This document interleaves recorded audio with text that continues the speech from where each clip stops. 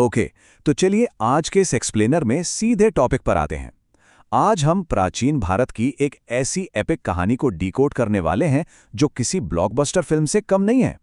एक ऐसे अनाथ बच्चे की कहानी जो आगे चलकर पूरे सबकॉन्टिनेंट का सम्राट बना। लेकिन देखिए, इस चर्चा में हम सिर्फ उनकी राजनीतिक जीतों तक ही सीमित नहीं रहेंगे। हम चंद्रगुप्त मौर्य की उन शानदार गवर्नेंस और मैनेजमेंट स्ट्रैटेजीज को डीपली एनालाइज करेंगे जो आज के मॉडर्न कॉर्पोरेट वर्ल्ड में लिटरली किसी मास्टर क्लास से कम नहीं है। एक छोटे से गांव से शुरू होकर अल्टीमेट पावर हासिल करने और फिर सब कुछ छोड़ देने का ये जो पूरा नैरेटिव आर्क है ना, ये सच में हैरान कर देने वाला है। इस कहानी की शुरुआत एक ऐसी घटना से होती है जो अल्टीमेट अकाउंटेबिलिटी का परफेक्ट एग्जाम्पल है। साल था 320 BCE। राजगुरु चाणक्य राजा धनानंद के दरबार से अपमानित होकर निकल चुके थे। रास्ते में उनकी नज़र एक बच्चे पर पड़ी जो अपने दोस्तों के साथ राजा राजा खेल रहा था। खेल खेल में एक बच्चे को खाना चुराने के जुर्म में इस छोटे राजा के सामने पेश किया गया। और उस छोटे राजा का फैसला सुनिए। उसने चोर को सजा दी, पर साथ ही खुद को भी 10 कोड़े मारने का आदेश दिया। क्यों? क्योंकि उसका मानना था कि जिस राज्य में लोग भूख की वजह से चोरी करने पर मजबूर हो जाएं, वहां का राजा सबसे पहले सजा का हकदार है। चाणक्य एक बच्चे की ऐसी प्रोफाउंड लीडरशिप और सेंस ऑफ जस्टिस देखकर बिल्कुल दंग रह गए थे। चाणक्य तुरंत समझ गए कि उन्हें अपना आगे का विजनरी लीडर मिल गया है। वो उस बच्चे की मां मुरा के पास गए। मुरा एक दासी थी और उस बच्चे के पिता एक क्षत्रिय योद्धा थे जो युद्ध में मारे जा चुके थे। चाणक्य ने किसी तरह उन्हें मनाया और अगले ही दिन इस बच्चे को एक इंटेंसिव लीडरशिप ग्रूमिंग के लिए अपने साथ टैक्सिला के गुरुकुल ले गए। उनका गोल बिल्कुल क्लियर था, इस आम से बच्चे को एक ऐसी फोर्स में तब्दील करना जो शक्तिशाली नंदा एम्पायर को हिला सके। और ये बहुत ही शानदार तरीके से दर्शाता है कि शुरुआत में उनका एग्जीक्यूशन उतना फ्लॉलेस नहीं था। शुरू में उन्होंने नंदा एम्पायर के बिल्कुल सेंटर पर डायरेक्ट अटैक किया और उन्हें बुरी तरह हार मिली। एक रात भेस बदलकर वो एक घर में खाना खा रहे थे। वहां एक बच्चे को गरम खिचड़ी परोसी गई। उसने खिचड़ी के बिल्कुल बीच में हाथ डाला और उसका हाथ जल गया। उसकी मां ने डांटते हुए कहा कि खिचड़ी हमेशा किनारे से खानी चाहिए, बीच से नहीं। चाणक्य ने यह सुना और उन्हें एक मैसिव रियलाइजेशन हुआ। आज की मॉडर्न मैनेजमेंट भाषा में कहें तो मार्केट लीडर पर सीधे सेंटर में अटैक मत करो। पहले बॉर्डर मार्केट्स या पेरिफेरी को कैप्चर करो। एक solid go to market strategy. अब देखिए इस नई स्ट्रैटेजी का टैक्टिकल एग्जीक्यूशन कितना परफेक्ट था। अलेक्जेंडर के भारत छोड़ने के बाद नॉर्थ वेस्ट में एक पावर वैक्यूम क्रिएट हो गया था। चंद्रगुप्त ने सेंटर पर हमला करने के बजाय बिल्कुल एक स्ट्रैटेजिक कॉर्पोरेट मर्जर की तरह बॉर्डर के लोकल रूलर्स के साथ अलायंसेस बनाए। उन्होंने हिमालय के लाजा पर्वतका के साथ हाथ मिलाया, एक विशाल सेना तैयार की और 322 BCE तक आते आते धनानंद को हराकर नंदा एम्पायर को डिसमेंटल कर दिया। मौर्य एम्पायर की नींव यहीं से सॉलिड हुई। एक बार सेंटर कैप्चर हो गया तो उन्होंने एग्रेसिवली अपना स्केल अप ऑपरेशन शुरू किया।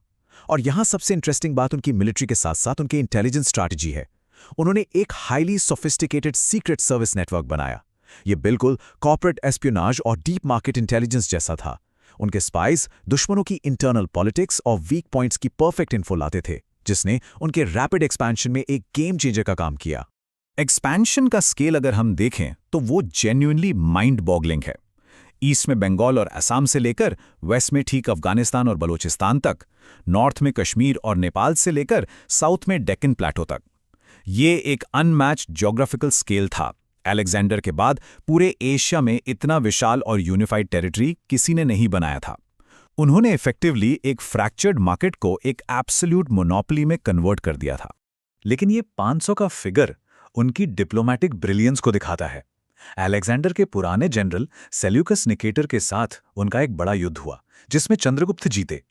लेकिन लगातार युद्ध करते रहने के बजाय उन्होंने कॉन्फ्लिक्ट रेजोल्यूशन का रास्ता चुना। सेल्यूकस ने अपनी बेटी हेलेना की शादी चंद्रगुप्त से करवा दी और बदले में चंद्रगुप्त ने उन्हें 500 वॉर एलिफेंट्स गिफ्ट किए। ये एसेंशियली एक हाईली स्ट्रेटेजिक इंटरनेशनल अलायंस थी जिसने वेस्टर्न बॉर्डर को परमानेंटली सिक्योर कर दिया। और इसी अलायंस के चलते हेलेना के साथ ग्रीक एम्बेसडर मेगास्थनीज भी मगध आए। उन्होंने जो किताब लिखी इंडिका, वो आज भी उस टाइम के गवर्नेंस, सोसाइटी और स्ट्रक्चर्स को समझने के लिए एक प्राइमरी डेटा सोर्स है। एक बाहरी ऑब्जर्वर का इस तरह से सिस्टम को डॉक्यूमेंट करना आज भी एंशिएंट इंडियन हिस्ट्री के लिए एक इनवैल्यूएबल एसेट है। Now, what's really interesting about this transition is how they move from non-stop warfare to a highly structured, peaceful society. जमीन जीतना एक बात है, पर उस पर रूल करना अलग। उनका एडमिनिस्ट्रेशन इतना इंक्लूसिव था कि बुद्धिज्म, जैनिज्म, ब्राह्मणिज्म और आजीविका सब एक साथ पीसफुली कोएग्जिस्ट करते थे। आज के टाइम पे हम इसे एक flawless diversity and inclusion policy कहेंगे, जिसने सोसाइटी में फ्रिक्शन को मिनिमम रखा। और उनका ऑर्गेनाइजेशनल स्ट्रक्चर देखिए, इतने मैसिव साम्राज्य को अकेले सेंट्रलाइज तरीके से चलाना इम्पॉसिबल था। तो चाणक्य के अर्थशास्त्र के प्रिंसिपल्स पर चलते हुए उन्होंने पूरे एम्पायर को 4 डिस्टिंक्ट प्रोविंसेस में डिवाइड कर दिया: उत्तरापथ, दक्षिणापथ, प्रच्छापथ और अवंतिरथा। हर प्रोविंस की अपनी एक रीजनल कैपिटल थी: टैक्सिला, सुवर्णगिरी, पाटलिपुत्र और उज्जैन। ये लिटरली आज की टॉप मल्टीनेशनल कॉर्पोरेशंस के डिसेंट्रलाइज्ड स्ट्रक्चर जैसा है, जहां इंडिपेंडेंट रीजनल हब्स सीधे हेडक्वार्टर को रिपोर्ट करते हैं। एक बार स्ट्रक्चर सेट हो गया तो उन्होंने अपना पूरा फोकस इंफ्रास्ट्रक्चर और इकोनॉमिक पॉलिसीज पर शिफ्ट किया। खेती की यील्ड बढ़ाने के लिए मैसिव इरिगेशन प्रोजेक्ट्स यानी कैपिटल एक्सपेंडिचर किया गया। रेवेन्यू बढ़ाने के लिए माइनिंग को स्केल अप किया गया। और सबसे कमाल की बात, सप्लाई चेन को स्मूथ करने के लिए हजारों मील लंबे हाईवेज बनाए गए, जिसमें पाटलिपुत्र से टैक्सिला तक का हाईवे सबसे फेमस था। पूरा एम्पायर एक वेल ऑयल्ड मशीन की तरह परफॉर्म कर रहा था। पर देखिए, लीडरशिप और एब्सोल्यूट पावर का ये सफर हमेशा इतना स्मूथ नहीं होता। इस इमेंस सक्सेस के पीछे कुछ डीपली पर्सनल और ट्रैजिक कीमतें चुकाई गई थीं। इस टॉप पोजीशन पर होने का अपना एक बहुत भारी कॉस्ट है, और ये सबसे दुख दर्द भरी कहानी जुड़ी है उनकी पहली पत्नी दुर्धारा के साथ। ये पूरा इंसिडेंट सुनने में किसी डार्क थ्रिलर जैसा लगता है। एक रूलर को हमेशा असैसिनेशन का खतरा होता है, राइट? इसलिए चाणक्य एक रिस्क मैनेजमेंट स्ट्रैटेजी के तहत चंद्रगुप्त के खाने में रोज थोड़ा थोड़ा जहर मिलाते थे ताकि इम्यूनिटी बन जाए। लेकिन ट्रेजेडी तब हुई जब प्रेग्नेंट दुर्धारा ने गलती से वो खाना खा लिया। चाणक्य जब तक पहुंचे, जहर अपना काम कर चुका था। उन्होंने तुरंत अपनी तलवार निकाली और एक इमरजेंसी सर्जरी करके बच्चे को बचा लिया, पर दुर्धारा की जान चली गई। जहर की एक आखिरी बूंद उस नवजात बच्चे के माथे पर गिर गई थी, जिससे एक नीला दाग एक बिंदु बन गया, और वहीं से उनके एयर का नाम पड़ा बिंदुसारा। एक सम्राट होने के नाते ये एक ऐसी लॉस थी जिसकी भरपाई कभी नहीं हो सकती थी। Let's move to and see how this builds towards the end of his rule. इतना कुछ अचीव करने के बाद चंद्रगुप्ता ने जो आखिरी बड़ा डिसीजन लिया, वो शायद उनका सबसे ब्रिलियंट मैनेजमेंट मूव था, एक परफेक्ट सक्सेशन प्लान। उन्होंने अपने एम्पायर को उसके एब्सोल्यूट पीक पर छोड़ने का फैसला किया।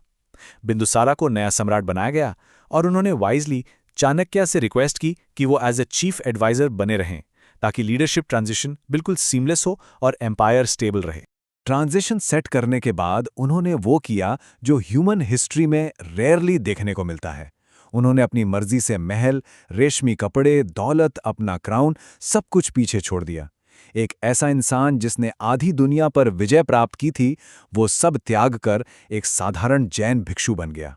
वो अपने स्पिरिचुअल गुरु भद्रबाहु के साथ दक्षिण भारत के श्रवणा बेलगोला चले गए, सिर्फ एक गुफा में ध्यान लगाने के लिए।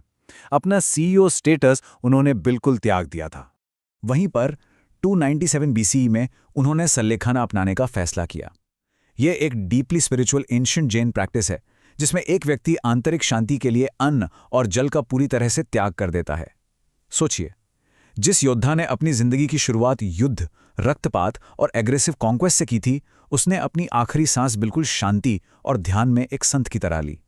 सो द क्रूशियल पॉइंट इज, उनकी सक्सेस उनके राजकाज छोड़ने या उनके निधान के साथ खत्म नहीं हुई। ये नंबर 130 उस रोबस्ट सिस्टम को दर्शाता है जो उन्होंने बनाया था। उनके जाने के बाद भी मौर्य एम्पायर आने वाले 130 सालों तक एक स्ट्रॉन्ग, स्टेबल और यूनिफाइड एंटिटी बना रहा।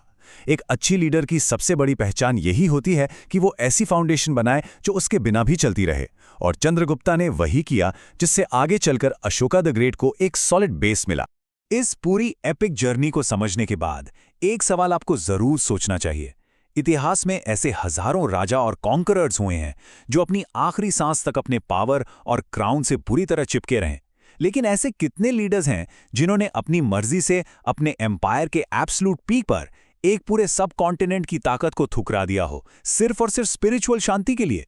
ये हमें याद दिलाता है कि असल जीत सिर्फ बाहर की दुनिया को जीतने में नहीं है, बल्कि खुद पर नियंत्रण पाने में है। एक छोटी सी बात है, पर इसका इम्पैक्ट सच में बहुत गहरा है।